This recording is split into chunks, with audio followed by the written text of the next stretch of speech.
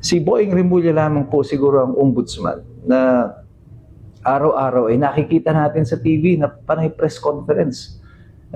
Hindi naman trabaho iyan ng ombudsman na mag-press conference, ano?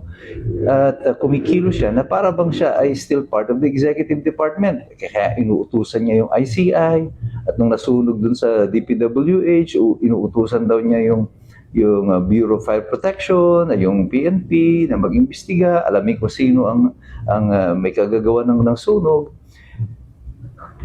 Mr. Ombudsman, hindi ka po part ng executive department. Ang dapat nag-uutos dyan ay ang mga nasa executive department. Gaya ng presidente, parang nakalimutan mo na yata, hindi ikaw ang presidente ng Republika ng Pilipinas.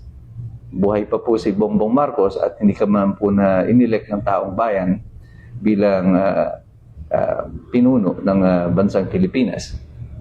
And I think this is where yung mga ginagawa ng ating kasalukuyang administrasyon betrays them.